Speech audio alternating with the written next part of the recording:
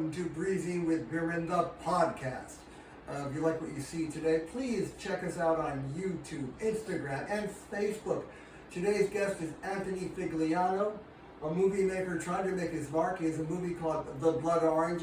It's a musical about mental health. Thank you, Anthony.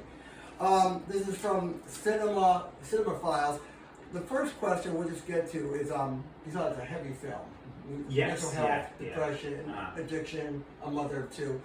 For an independent filmmaker balancing a multi-genre project, you have music, dialogue, syncing, actors. It's a massive undertaking. What was the most technically challenging sequence to shoot on a budget? And how did you, I always find it challenging, you have this vision of how you want to make the film, but you're on a budget sometimes. How do you achieve that vision? What was in your head? Well, I was very fortunate that I have a director of photography extraordinaire, Boaz, who was able to, him and I would bounce ideas back off of each other, and he was able to, listen to my vision and then tell me what was possible within our budget, within our time frame of that vision. So if it wasn't for him, we wouldn't really be able to have accomplished some of those shots that we did, that we were able to do in such a short amount of time. Right, it's teamwork. You told me you got together. Where was the film? A lot of the film shot? Most of the film was shot in Central Jersey. We shot in Warren. We shot in Highland Park.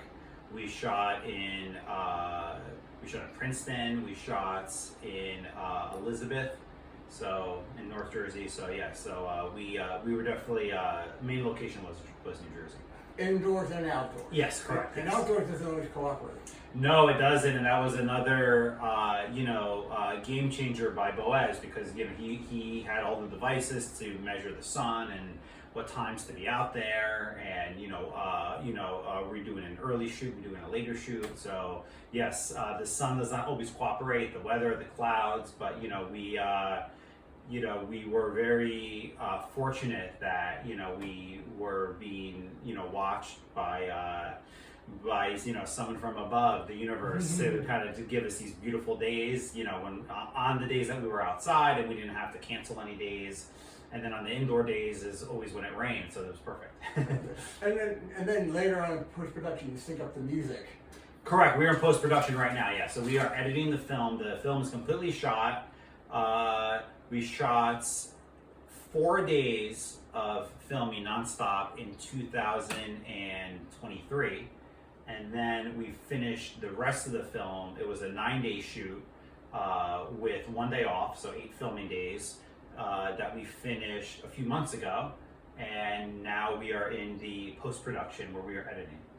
I think you told me once it's like being a football player trying to avoid getting hit by every tackle. Correct. Yes, being on set is the best analogy is you are a NFL player and you have the ball in your hand and everybody on the field is trying to tackle you. So in some ways, it might be a nervous breakdown time.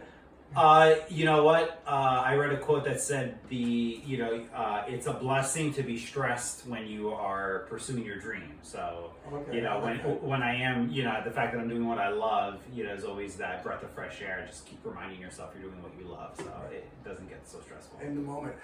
Catch me up if I'm wrong though. Is the movie, the dialogue is framed through the therapist still? Is that still in the movie? The therapist is kind of giving the framing of the story? The dialogue is framed through. I don't want to give too much away, but the inner narrative of Sweetie, and really actually Sweetie's daughter Alice, is spoken through with the other ensemble characters. Gotcha. We're not going to give too much away. We're going to come back later. Now, The Blood Orange tackles some heavy, sensitive topics. Generational trauma, addiction, the heavy toll of single motherhood. Was this your own personal truth? Is this observation? Is this something you just thought about? It's everything. I mean, any artist will tell you that their source work is from just everyday, day-to-day life. I'm very blessed. My wife Vanessa, jokes with me a lot about how I have the memory of an elephant. I remember everything. So just every single conversation I've ever had in my life, just observations, something as simple as being at a diner and the booth next to me, just listening and observing, I will always use that. I'm always absorbing what's around me. Gotcha. Some ending quick questions. What do you want when this movie's done, what do you want the viewer to feel? I mean, they can feel lots of stuff, I guess. What are you looking for? I just want them to ask themselves some internal questions, to really look within. I mean, it's an old saying that's, thousands and thousands of years old, but, if really we could all solve problems, the problems of the world, if we just look inside of ourselves instead of at everybody else. Or take the time to assess self-possessed direction. Correct, yeah. Doesn't always happen. Okay, quickly, and we'll end with this. Favorite movies of all time? Don't have to be favorite now. Do you anything? Oh, yeah. I mean, I love, I'm a massive Stanley Kubrick fan. All his whole filmography, particularly I would say The Shining or 2001. I just rewatched Oppenheimer last night. I saw The Odyssey a few weeks ago, so I love Christopher Nolan films, of course. There Will Be Blood. Oh yeah. Paul Thomas Anderson. So I mean, those are just a few. I mean, we could have a whole podcast just on that. Right. Directors you want to talk to, Stanley Kubrick. You'd love to sit down. Yes, I mean, unfortunately, I never got to meet him. He passed in 1999, but yes, I would have loved to meet Stanley Kubrick. Any advice to other young filmmakers who want to make their mark? I mean, I'll give you one: tenacity. Yeah, I mean, if I could give one bit of advice, it would be, and this was another quote that I read: the best education how to make a film is to just make a film.